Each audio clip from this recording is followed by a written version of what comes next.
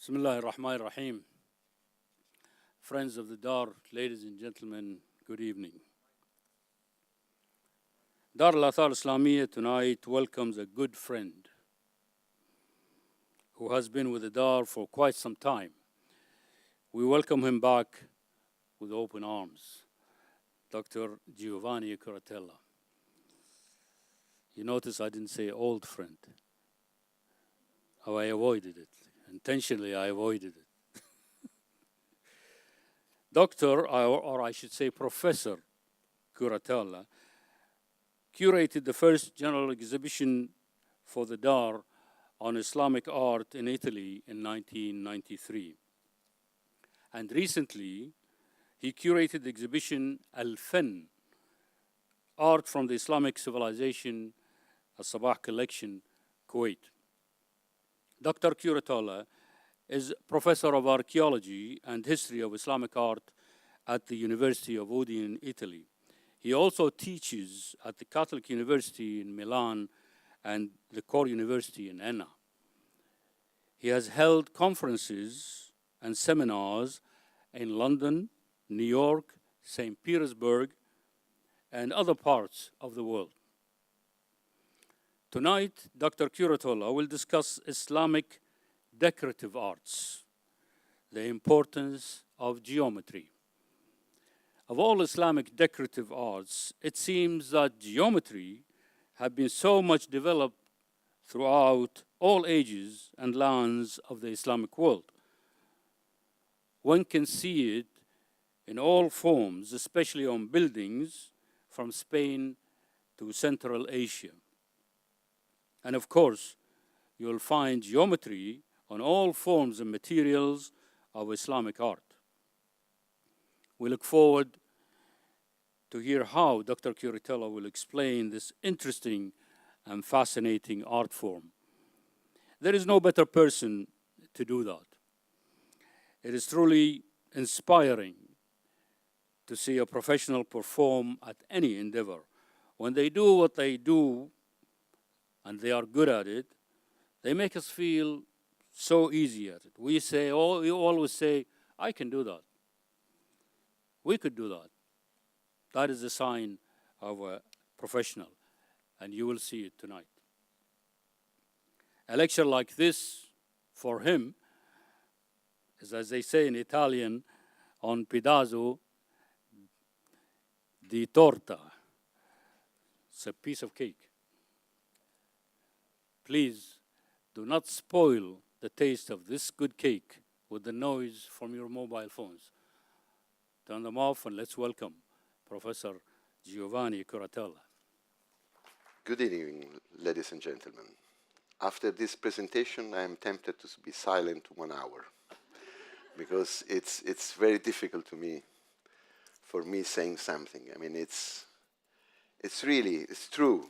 I am an old friend of the Dai, and because I had the pleasure and the honor of having been invited here several times. And all the time I am invited, I'm surprised, because I said, why they ask me to come? I mean, I'm not such a great scholar. But as I am surprised, I want also to surprise you. So I changed my lecture to surprise you. So I'm not going to talk only about geometry, but I will talk about something a bit more complicated, calligraphy and geometry in Islamic religious art. So I will give you also some calligraphy as not as a cake, as an appetizer in a way. And I want to, I think it's, starting with what? This is the first image is the image of Mecca. Everything starts from there, everything goes back there.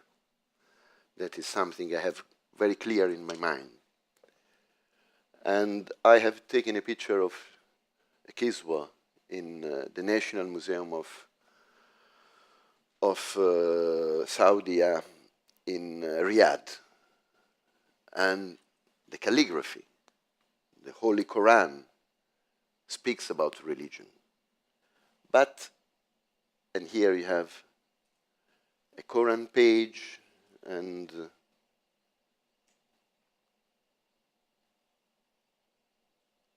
this is from Kairouan. You know, it's the Korans on blue ground, which are very, very, very beautiful. What can I say if not beautiful? The beauty of these objects is fantastic. I have to confess something. Sometimes I don't remember what I have said in another lecture or so on, and so I'm a bit confused. But I hope I haven't not already said you this point about this Quran. When I was very, very young, and in my first lectures and my first studies, I thought, yes, you know, why they have made this elongated form of the letters. And for a while, I mean, it was not such a long time, but for a while I thought, yeah, of course. It's like coming from Italy, from a Christian, not background myself, but from a Christian environment.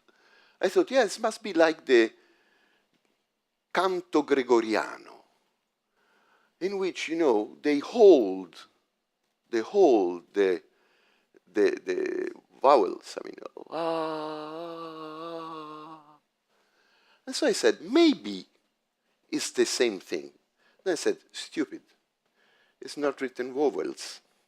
How it can be? Can you hear the forever? It's almost impossible. So I went back to what I thought has nothing to do with the sound, has to do with the image, with the beauty, and has to do with the rhythm of the sight. If you read this and you look at this, you look something which is beauty. And beauty is God. So that's, with religion, we could have finished. Huh? But we can go on. We can go on, and looking at this, I have chosen some pieces which are in this glorious collection. I mean, when you have to choose pieces in the Al-Sabah collection, you find samples which are absolutely astonishing and beautiful. And again, here you have this idea of writing, the idea of what you have in words. In these 2 pages, you see something which is quite interesting for the topic of what I am going to speak about, which is the page of the Quran down, and the other page is simple a decoration. It's a simple decoration and is a geometrical decoration. So that is, we will be back to this point a bit later. And of course, everybody, when I have to speak and I have to say which one is the iconography of Islam, sometimes people, you know, it's a sort of quiz, you know. If you have to choose, which will you choose? It's very difficult to represent something, you know. If you have to represent who would you choose? Messi as a player, but as the iconography of Islam, I all the time say I would choose a calligraphy with the word Allah. I think that is the main iconography of Islam. Because it's religious? No, because it's beautiful. Because it's very, very beautiful. Because it comes from something which is very deep in respect. This is again in Riyadh, so I am showing you a few objects. This is, I was moving from this one who is in Riyadh to this one which is coming, yes, which is in Venice. I think I have already shown you this piece when I was talking about Islamic art in Italy, if I have given a speech or anyway. This is the oldest printed Koran in the world. It has been printed in 1538, probably in Venice, and never went out after the proofs, because never has been printed properly.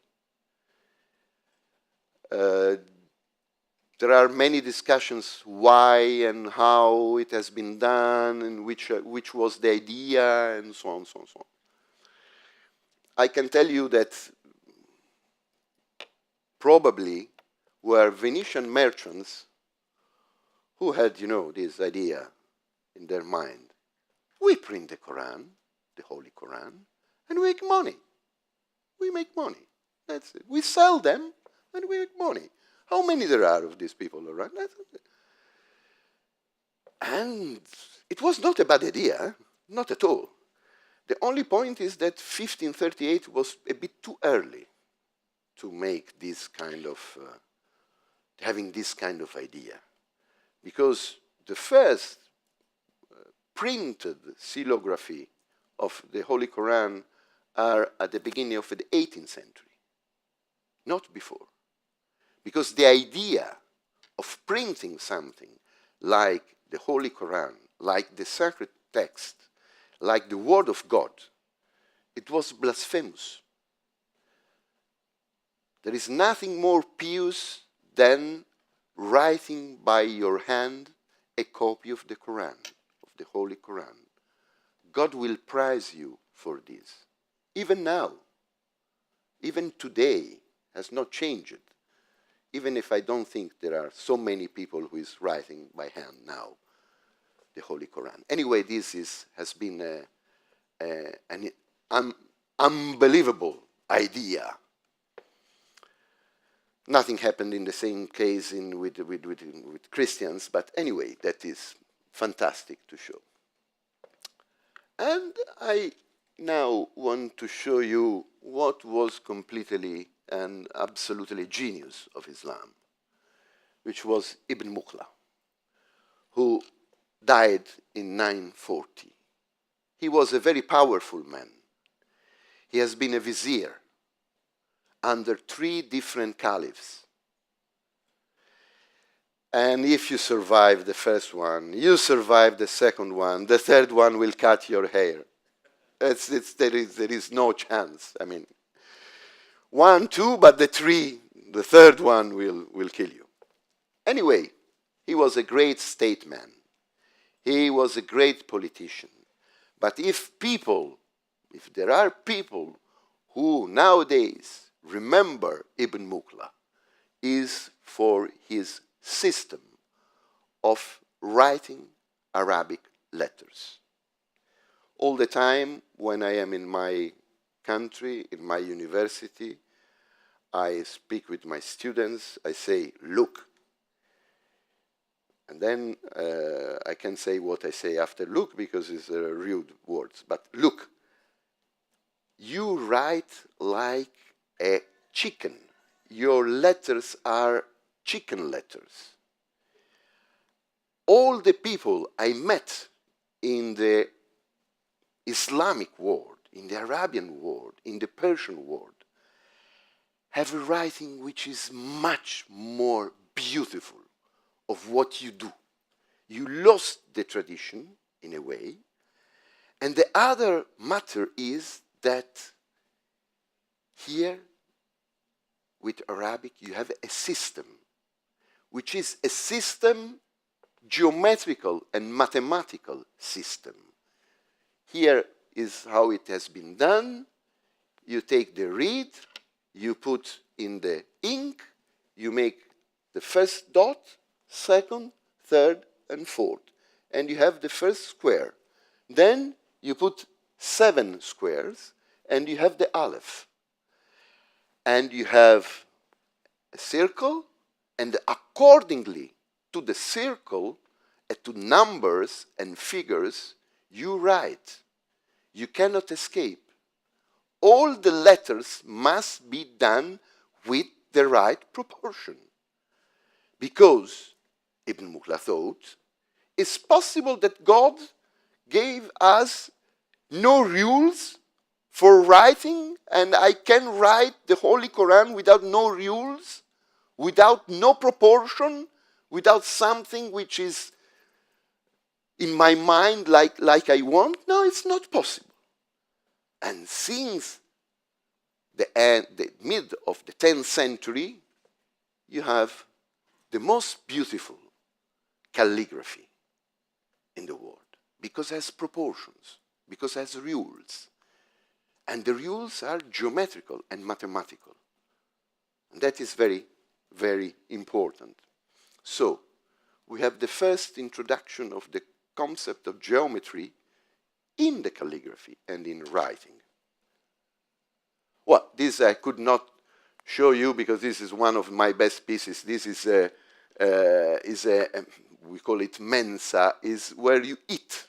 This has been taken during a siege, probably in Vienna, to the Turks, and is in Ravenna, in Italy, and is only epigraphy, is leather, printed leather with gold.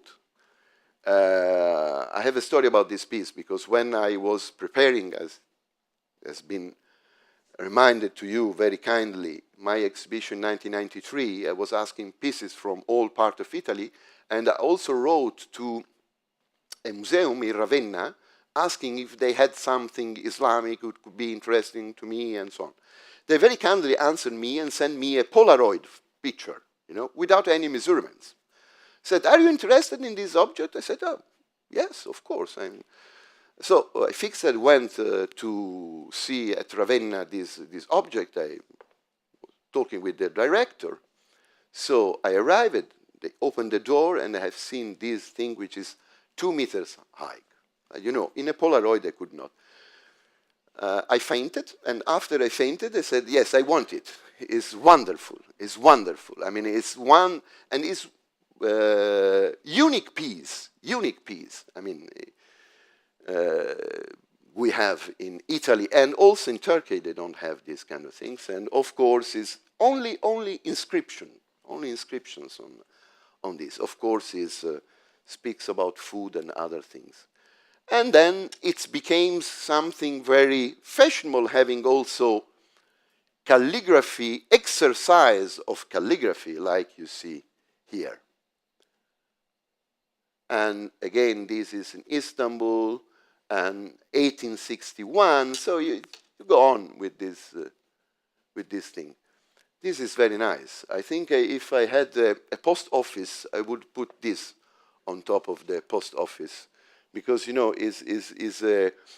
Pappagallo is a parrot and has a letter in his beak. And, again, is an inscription, as you can see better than what I do. And that's to say that with calligraphy, you can do whatever you want, in a way. And if we now speak about, for instance, contemporary art in this part of the world, we can speak about this Che Guevara made. This is fantastic. This is unbelievable. 2013. So with calligraphy, you can make also these political things. Or I isolated this detail. Sometimes, as I am a bit bastard, to my students, I don't put a label and say, "What is this?" I said, "It's a Miro." I said, "No, it's not Miro. It's an Arab painting. It's a calligraphy." Well, which Miro? Miro came much more later of this kind of thing. This is not a Miro. Looks like to be a Miro. So the beauty of proportions is what we are looking for. Oh, this one also, again, you have, when then we arrive to very contemporary art, we find these kind of things with the calligraphy. Now, I have to confess that before making this talk, I was, of course, looking at the slides, and I said, why I put the mosque of the Umayyad Mosque of Damascus? Has no sense in this point of the lecture to put the Mosque of Damascus. They said, I can remove it. I said, no, leave it. It's so beautiful. Again, it's beautiful. And reminds me of a country which I love so much, which is in trouble, which is Syria. So never forget things. And so this is to remind us places. And now, I gave here a talk about the Friday Mosque of Isfahan a few years ago. As I made excavations in the Friday Mosque in Isfahan many, many years ago, in 1977, so it's a long time ago. And here you have inscriptions and geometry together, because the use of the brick, the colored brick put inside makes a pattern of names, makes a pattern of things that you can read. But at the same time, calligraphy, it becomes geometry. Because these are geometry. If I bring somebody who doesn't read Arabic, they say, oh, nice pattern. They didn't understand that what is written, but is very nice to them as well. And again, here is the Friday Mosque in Isfahan with this nice geometrical pattern. These are not, of course, inscriptions, but it's fine. This is Baghdad. This is Baghdad, and this is the so-called Abbasid Palace. Again, this is a picture I have taken a few years ago. Actually, it's not like this. Huh? This is a short place. But if you take the right picture, it looks like a mirror. It looks like infinite. I mean, it's wonderful what you can do with a picture. So it's not so deep, but the picture makes it so deep. And again, you have Mukarnas. Mukarnas is a form of geometry of architecture. It's a geometrical art to have a Mukarnas. So, again, we have geometry in Islamic art.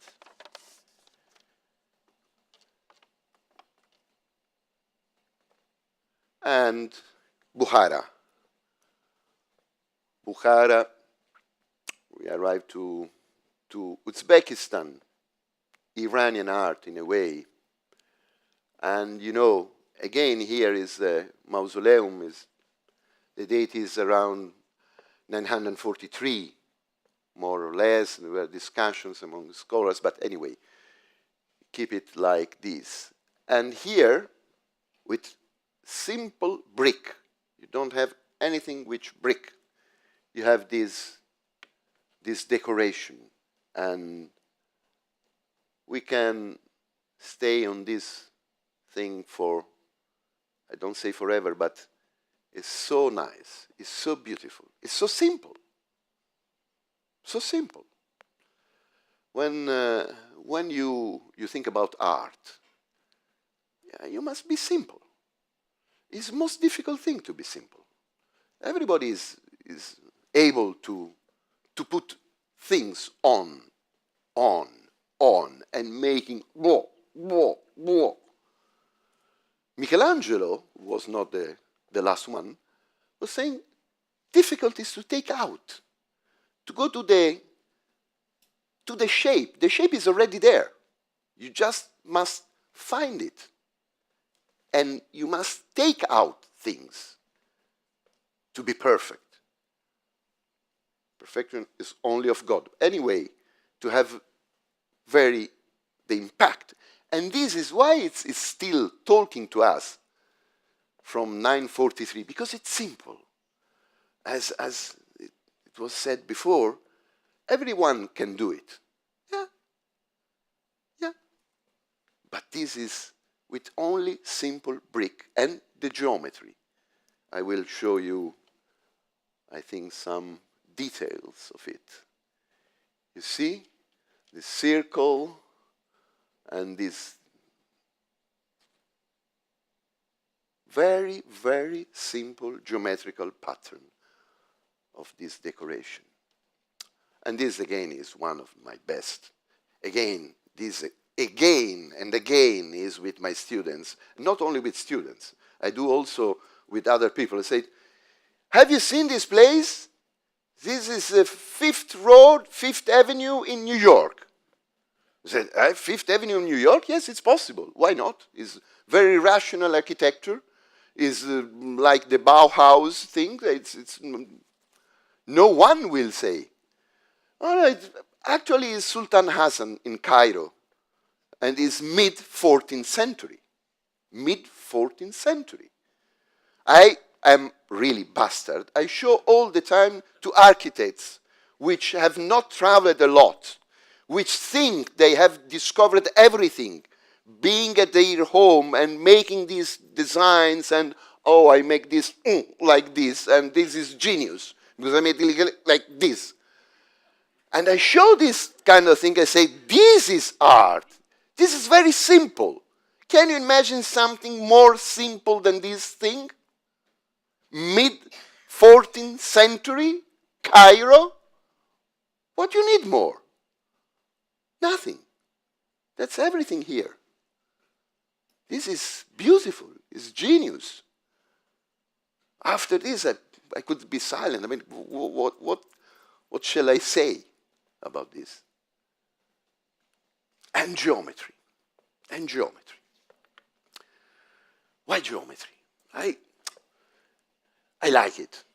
I like it. It's very beautiful. This is again Cairo, Sultan Baybars, 1432, and you see this is not easy to do. This is less simple than it, because if you give now to an architect,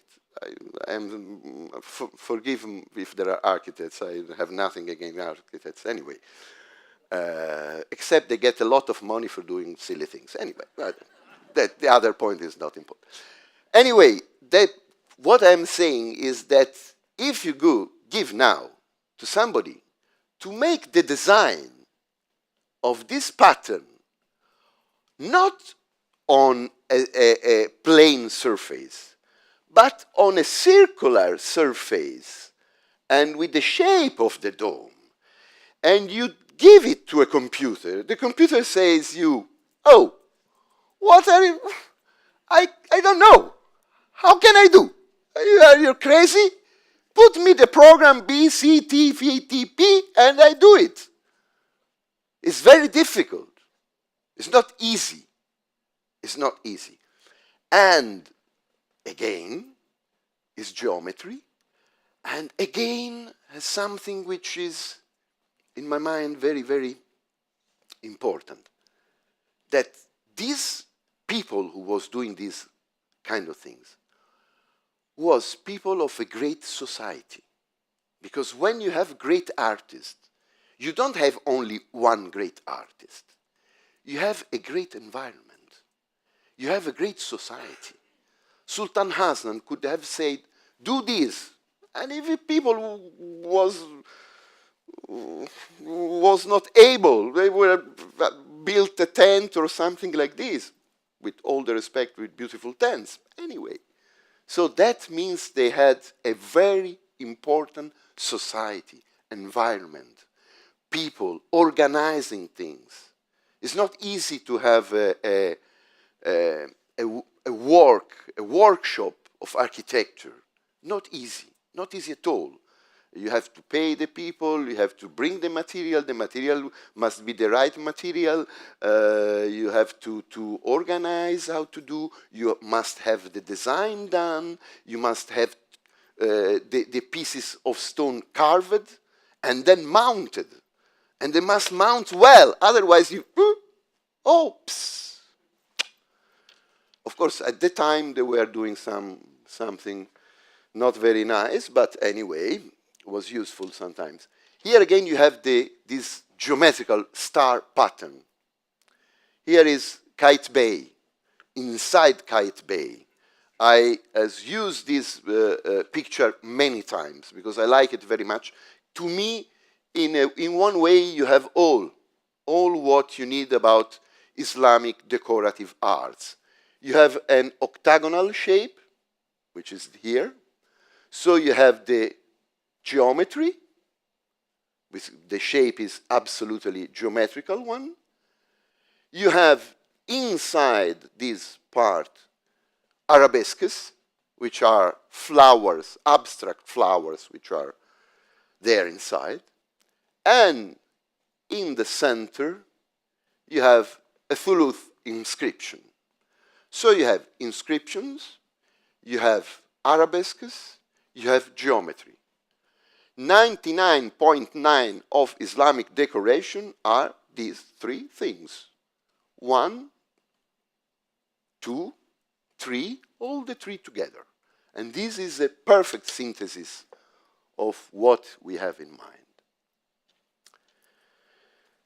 And again, always in Cairo, we have this pattern. Again, is a star in the middle, and then I think it's, if I was a doctor, I would use this like hypnotic thing. You can stay 3 minutes to look at it, and at the very beginning, you say, "Oh yes, I understood how it works. Oh yes, it's repetition and so on." Then you go a bit deeper inside, and you say, something is how it develops, how it's going, why it's going like this. And you look, and you lose your brain in a way. You lose your brain, you lose the place where you are, you lose the consciousness of where you are and who you are. It's correct? You feel like this? Tell me yes, please. Yes. No, otherwise I cannot go on. I mean, my point is finished. But if you agree with me about this point, you must think that this is the perfect decoration to pray. Because you are not any more conscious of yourself. You are in another dimension.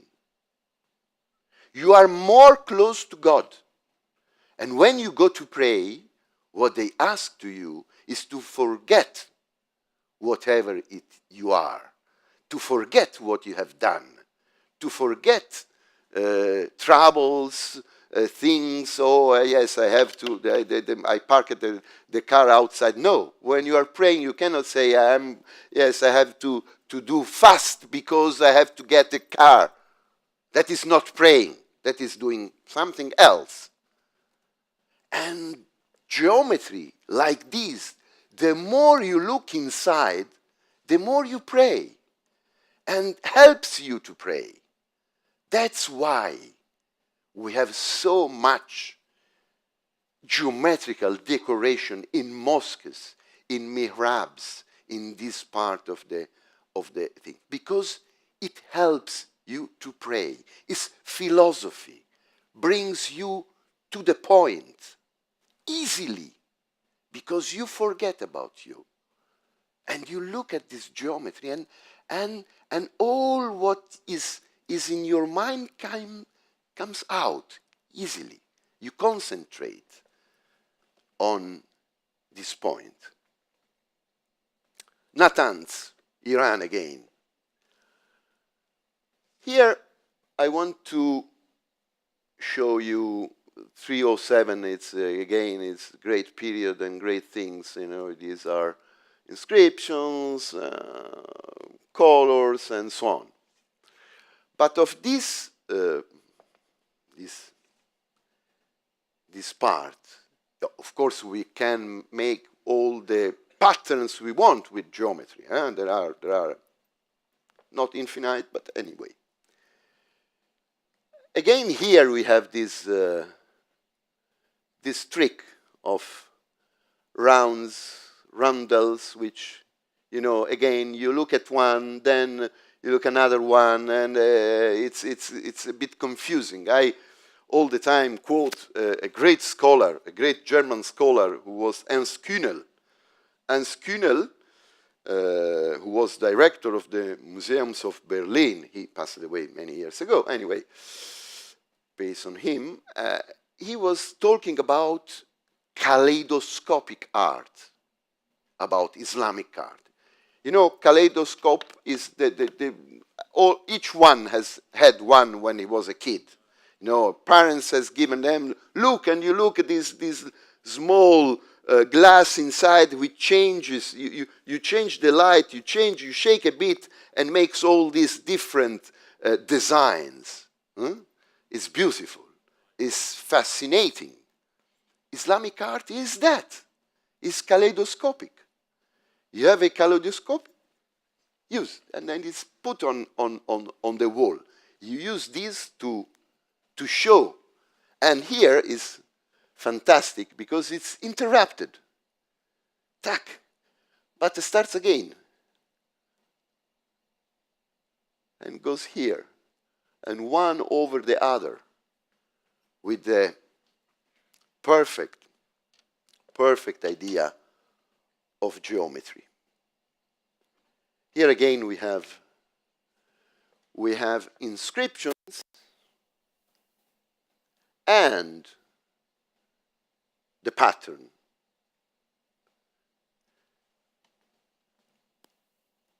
And always Natanz. I don't remember where I have taken this picture.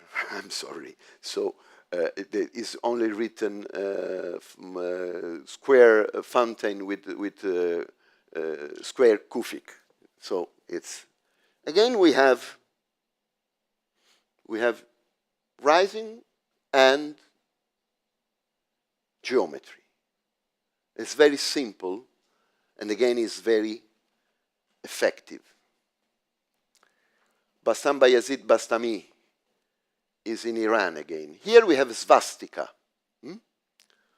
Here is the swastika pattern, which is most ancient pattern in the world. I mean, it has nothing to do with Nazi and other things. It's really a pity they have used this beautiful design. And again, this is very simple. Very simple. Again, letters. Again, inscriptions. And this little part, I always am astonished how anonymous people, because these were anonymous artists, with nothing, were doing so beautiful things. And the repetition. So it was really something, in a way, easy. It's not difficult, but absolutely astonishing, the quality of this pattern and decoration. And here you can see that we have a two-level decoration. One is, you know, painted, and the other one is not. And the contrast is fantastic. It's like a grill on top of the other decoration, which is absolutely astonishing. Here again, you have always in the same place this decoration and this one. This again is part of names, but again this has put me some problems and troubles when I was looking at these kind of things, and I start thinking, where is the decoration? Where is the center of the decoration? Which is the center of the decoration? How they obtained this decoration? How they have made this decoration, this one? Where is the center? Of course, I've taken a detail to make more complicated to you, but it's really complicated also without the detail. And sometimes you realize that the artist has made the center out of focus. You don't have really the center as is deserved to have, but you have more than one center in the pattern. Here I have taken this picture, and this is the eastern wall of Piri Bahram in Iran again, and is a monument which has been built in 1312 something. Uljaitu, who was the Mongol ruler at the time, and this eastern wall has Muhammad wa Chahardah Masumin. That means it has the name of the prophet on him peace, and then of Fatima, has the name of Khadija, and the 12 Shia Imams. On the other side, you have the Asma al-Husna, but only 60 on 99. It was too little. I mean, I could write 99. And again, this is geometry and inscription. Being inscription and geometry, it's enough to speak about religious art with the question mark. Maybe yes. And again, here is a stucco decoration in another place. Here I go back to Italy. I could not avoid to show you this piece, which is marble. It was in the floor of a church, upside down. And people was walking upside down. Then when they have made the restoration of the floor, they took out and discovered that on the other side there was this decoration, which is absolutely Islamic decoration, which is a pattern, a geometrical pattern again. And here is the point. All these geometrical pattern, if you want, if you insist, I go back and show again all what we have seen, but I'm sure you are not going to insist, I do this.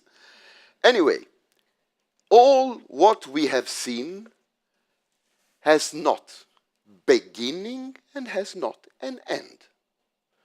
All these geometrical patterns have not a beginning and they have not an end. That means that they are only part of something. Part of something. In a way, that means that the pattern can be repeated forever, and the pattern is infinito, infinite. Right? You agree with me? Yes. Thank you very much. Being that you agree with me, I have to tell you something which is, I'm sorry, but very rude. All of us will go to die, one day or the other. Sure. Only God is infinite. when you speak of something which has not beginning and not an end, you are speaking about God. When you are showing a pattern, geometrical pattern, which has no beginning and not an end, you are showing God. But it's forbidden to show God. Yes, I just suggest the idea of God. I'm not representing God. I just suggesting infinite and being without beginning, without end, only God. All the time that I put on a mosque, on whenever I put something which has a decoration without end and beginning, I'm talking about God. For this reason, I think that the true religious art of Islam is the geometrical art. Not because it shows something, but because it's more important what you have as allusion to God than to say or show or do it. This is the essence of what I think we can see everywhere. Again, here, why they have put this like this, the cat did? Because it has to go on. It's not an end. It's only a part of the real. And being a man, being that I am going to die, I can take only a section of truth, a section of what? Only God is infinite. And this is, I think it's, I don't remember, it's, for sure it's India and must be Itimad ad-Dawla in Agra. I think it's the right monument. And again, here you have these kind of things, beautiful, just to show that everywhere we have Islamic art, everywhere we have Islamic art, we have geometrical patterns, everywhere we have religion, if you want, we have God. That is, this is beautiful, is close up of this. Again, we go back to the beginning. This is not a Miro, it's another modern artist, I don't forget now the name, but really is a great, again, like Miro, which we have seen before. Look the nuance of these marbles, these colors. I mean, it's fantastic. And again, the star, octagonal star here, then pentagon. I mean, and I prefer to show you than discuss how it had been made, because it's more difficult and complicated to me to understand how it works this way. You find it on woodwork. I don't remember the coffin of which person is this. I think it was Shah Ismail in Ardabil, which is superb coffin. And here again we are in Iran. This again is a pattern fantastic. You know, you can have a bathroom with like this. It's very, very nice. You can change the color if you don't like a turquoise color, but it's again repeated pattern with the star in the middle. This is the Blue Mosque in Tabriz, 1465. So all the time I said, again, after outside, if there are architects and designers, they will kill me. Anyway, you know, you don't need designers. Everything has been done already. Go back to what you find in art. Go to the mosques, look at details, and you find wonderful things. You don't need to pay somebody to take out it for you. I mean, it's already there. Most of the things has been done at this time. Anyway, a carpet, carpet, a so-called Mamluk carpet. Again, also here is you have the same decoration and the details and little things here is not clear. Here are two tiles from the collection. I mean, repeated. One is this one, and both were in Al-Fan, the exhibition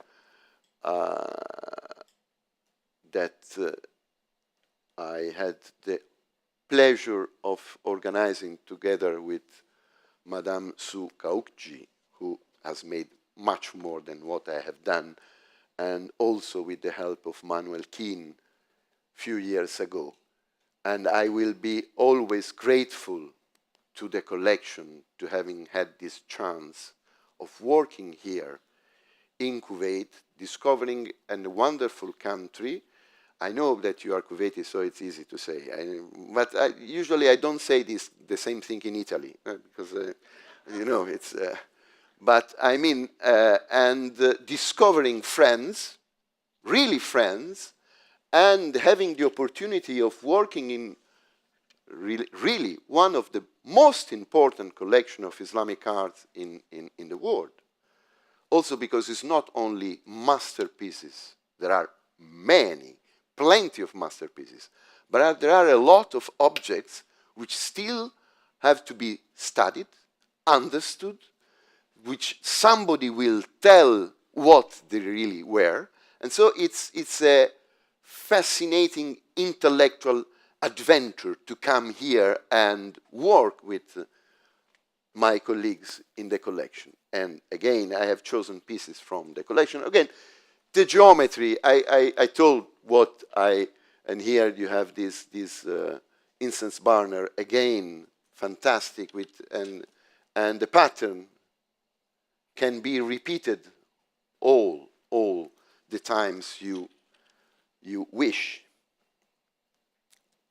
Even mashrabiyas are a part. You can combine them, and you have different, very different patterns and geometrical patterns. Again, here you don't start, you don't finish. It's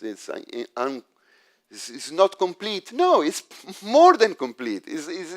They want to do this. It's not something that is a wrong idea or a mistake. Also, this one is in the collection and is a fountain, marble fountain from Ghazni, I think. And again, this is the pattern, you know, the circles, and you start looking at one, or you look at this row, and, you know, it's... I was daring to show you all these things because trying to show you all these matters and geometrical patterns and so fixing these patterns, the risk was that half of the people was sleeping, no? So it's only 1/4 of you which are asleep in this moment. So I'm happy. It's like this. Again, stucco decoration. That is because I like it. And other decoration of this is floor, not Islamic, but which learned by Islam. Because then, when you have something beautiful, you take it. Who cares who has done it? I don't care, absolutely.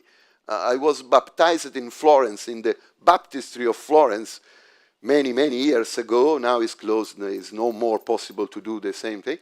And the floor has an Islamic pattern. So it was written. It was destiny that I had to do something.